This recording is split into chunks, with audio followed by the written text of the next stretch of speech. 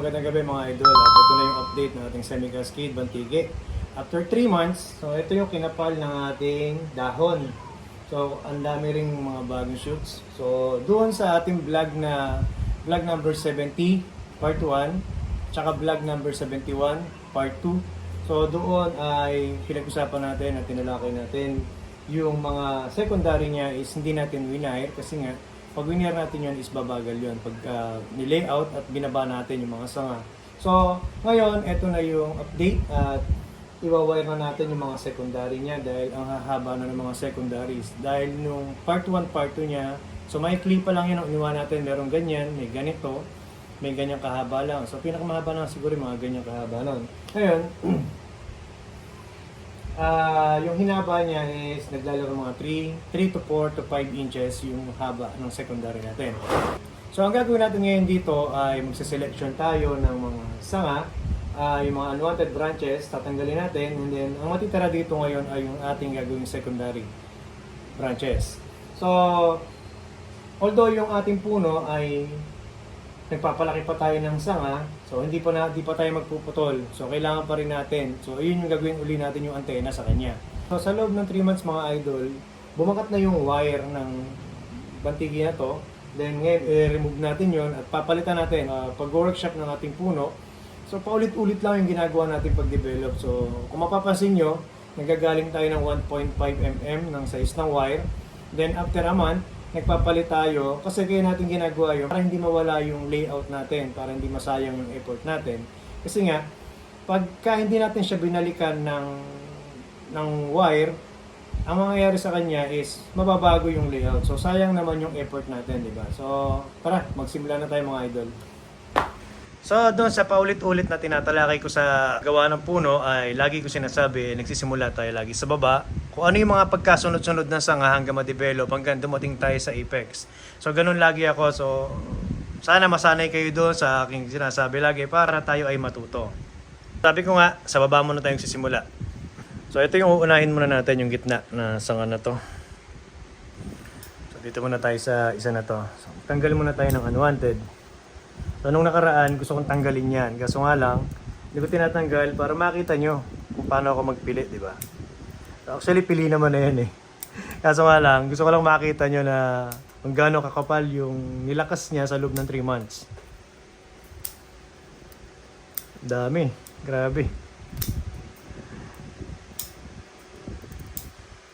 Dahil ito ay nakasahog sa ating pagbablog, pinipilit kong hindi tanggalin yung unwanted para makita nyo. Pero sa susunod na magbabaklas ako ng ganyan, bablog ko yun na separate yung pagtanggal lang nito. O, wala na siyang part 1, part 2.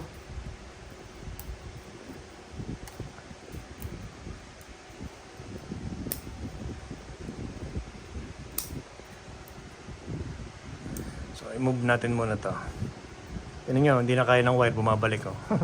Kasi nakalagay dyan 2 mm na size ng wire. So ngayon gagamit tayo dyan ng 3.5 or 3. So ito, tingnan nyo ito mga idol. Nung una, nasa gilid to. Dito siya. Dahil hindi na kaya, ngayon yung dating tinwist natin bumalik dahil maliit na yung wire.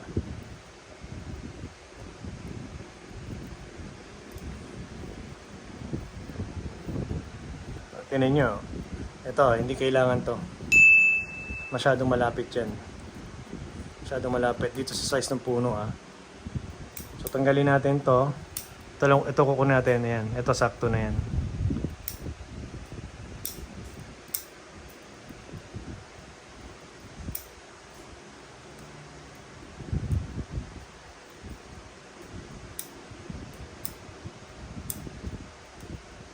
So ito yung gagawin nating antena. Tapos ito ngayon, itong sanga na to, yung secondary natin na to, mahina kasi itong number 3 natin. Then ito ngayon ay kakatback natin, ipaparehas natin yan para parehas sila balance. So isa yan sa dahilan kung bakit kinakailangan natin pahinain. So nakita nyo, di ba? Ito, humina na ngayon yan dahil putol na siya. So pagkatapos nito, ito naman yung sumunod na sanga. Tanggal po tayo. Daming sanga.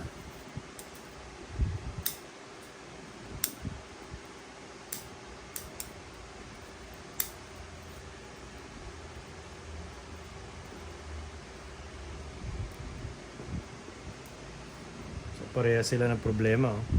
Masyadong malapit to. Tsaka ito. So tanggalin natin. Ito kukunin natin. Ito kasi yung nung nilayout natin to, ito yung sanga na naiwan, then ito wala pa to. Wala pa yan.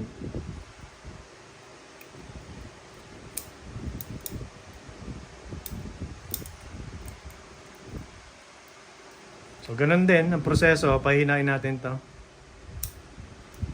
So ito ngayon sanga na to, nakita niyo to, dahil may mga tertiary siya, yun yung mga tertiary, di ba? So yung mga dahon sa ilalim naman nito, tatanggalin natin yan. Tapos, yan yung ano, pag nilayout natin yan, ayan. Walang dahon dito, linis na siya. Then pag binaba nyo ngayon, nandito lang yung ramify, yung multiply sa taas. So syempre, yung malapit sa B, kagaya niya, tinatanggal yan. Yan. Okay, ito naman tayo ngayon.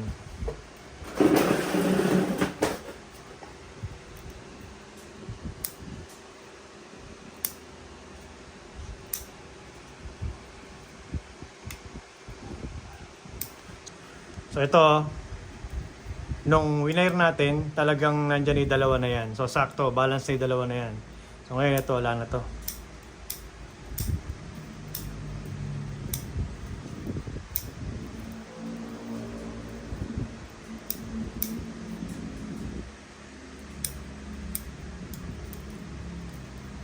So ganun din. Gagawin natin dito, lahat ng multiply sa taas, at yung nasa ilalim ng mga dahon at multiply sa ilalim, tatanggalin. Tingnan niyo mga idol, ayan o. Tanggalin ko to. Ayan. Nakita niyo? Walang dahon, walang sanga. Nasa itaas yan lahat. Ngayon, dito naman, tatanggalin natin to. Yung malalapit sa B. So, ganun din dito.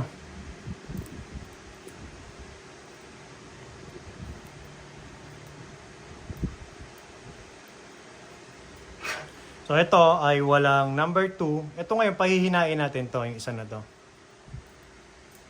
Tanggalin muna natin to, yung multiply. Pero wag niyo isasagad ng putol ah. Mag-iwan kayo ng node. Yun. Tapos ito dito putol. So ngayon yung number 1 na to mahina na. Nakita niyo yan? Meron na ditong shoot. So kung kukuha kayo ng number 2 sa part na to, mula dito hanggang dyan, sabihin na natin ito ay naglalaro ng 2 inches. So mula dito hanggang dito 2 inches. So tanggal na to. Ito yung kukunin natin na number 2. So ayan. So bali 1, 2, 3. Natapos na natin tatlo na to. Dito naman tayo ngayon. Tanggalin natin lahat ng unwanted.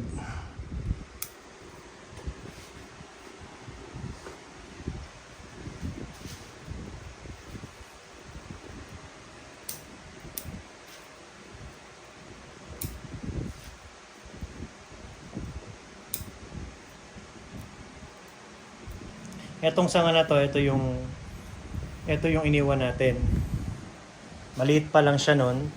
Ngayon haba na, 'di ba? So, kakailanganin natin 'yan dahil itong part na to bakante. So, siya yung magiging pad sa part na to. Ito.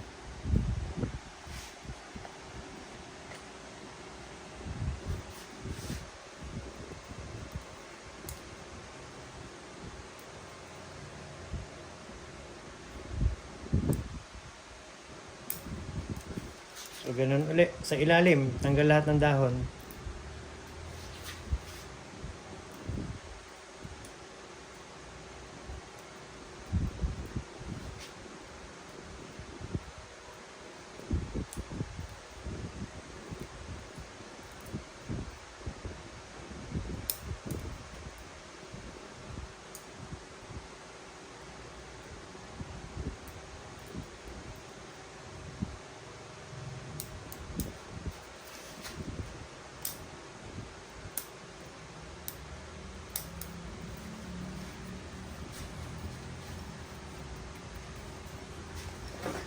Okay. Natapos na natin yan. Dito naman tayo ngayon sa sanga na yan. So, ito yung depth. Grabe, ang lakas, no?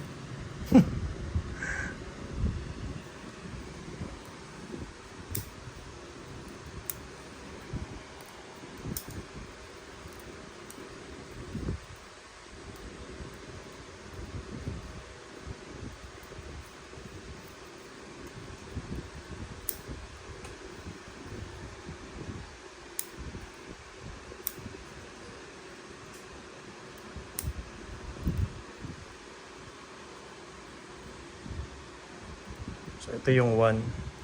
Dito siya, papasok. Kasi negative space yan.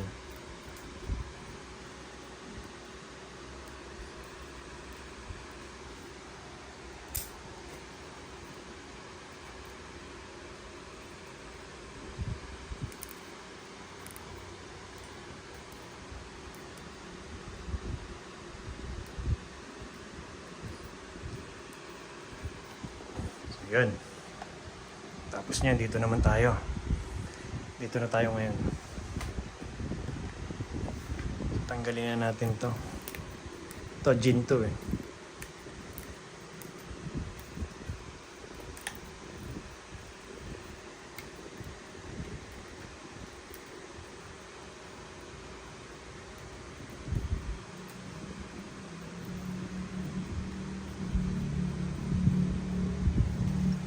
Taas muna natin to para mapili ang maayos.